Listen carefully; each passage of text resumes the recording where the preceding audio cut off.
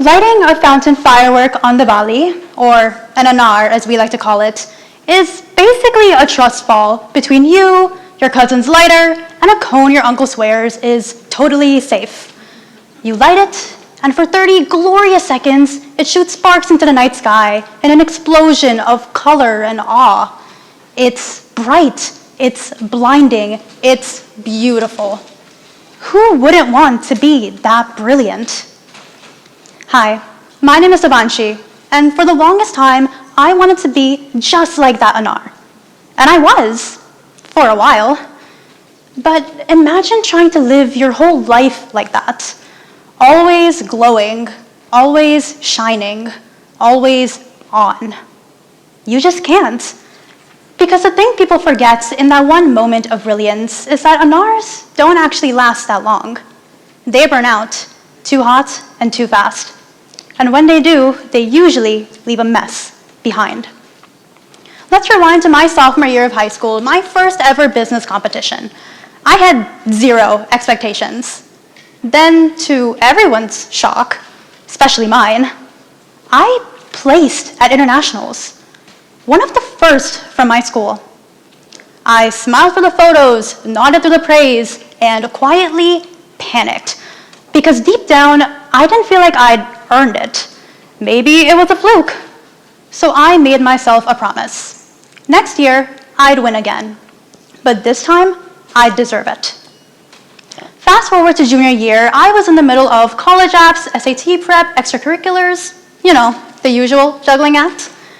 I had developed this really balanced routine.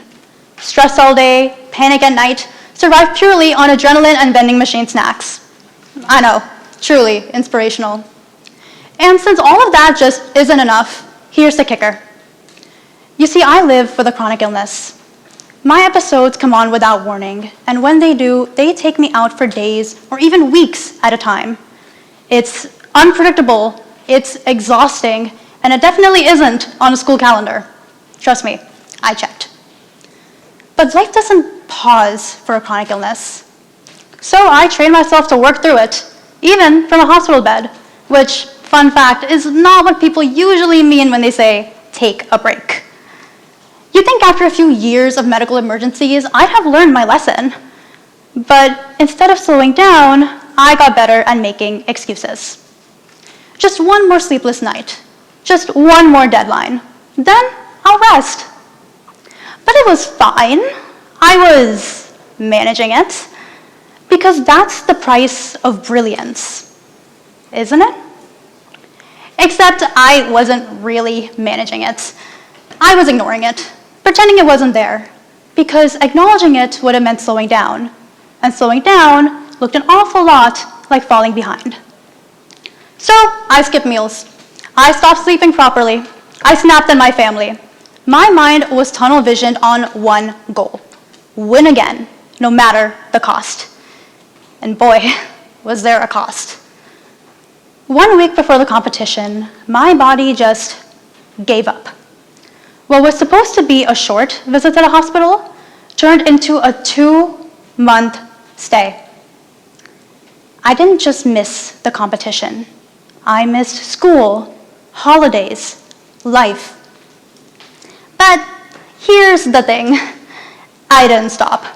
I still competed in that event from my hospital bed. I had an IV in one arm, my laptop balanced on the other, and I was wearing a medical gown instead of a blazer. And somehow, I won.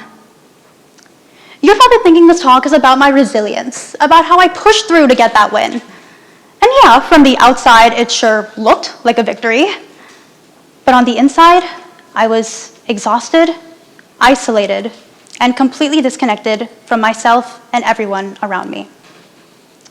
But still, I pushed forward. My dad balanced medical decisions and work deadlines.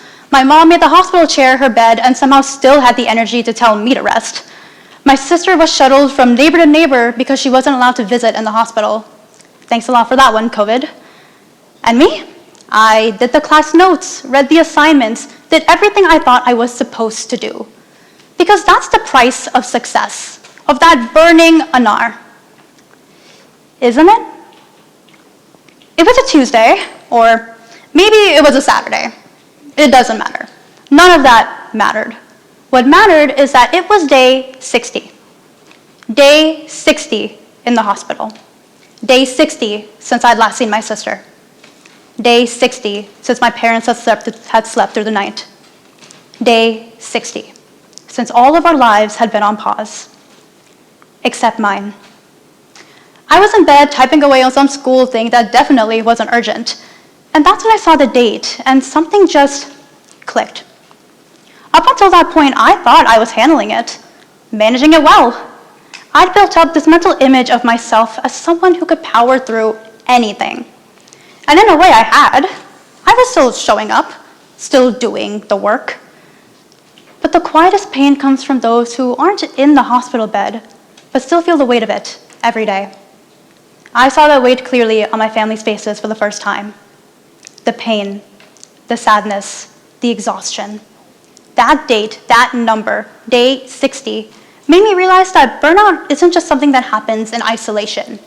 It spreads like fire. It leaves scorch marks on the people that love you the most.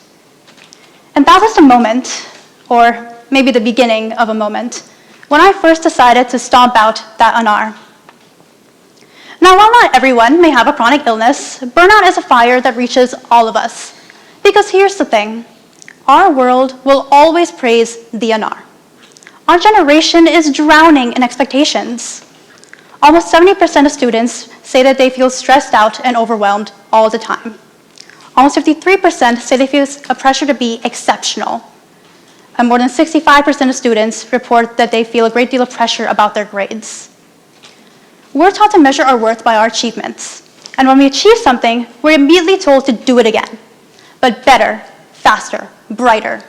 Sleep deprivation is a badge of honor. And exhaustion? Well, that's just proof you're doing something right. And I get it, trust me, I do. I had convinced myself that I was the only one who couldn't keep up. That if I just tried harder, everything would be fine. But trying harder wasn't helping. I didn't need more pressure. I needed people. I needed connection. Connection isn't a detour from success, it's the foundation of it. The kind of connection that reminds you that you are more than your GPA or your resume. That your worth doesn't disappear when your productivity does. That reminds you that you are not alone. Because when it comes down to it, what we crave most isn't perfection. It's to feel seen, heard, understood. And I know some of you might be thinking, but I have big dreams. I want to burn bright. Me too. I'm an aerospace engineering major at Georgia Tech. So yes, it literally is rocket science. I still have goals. I still push myself. And yes, I still have episodes with my illness.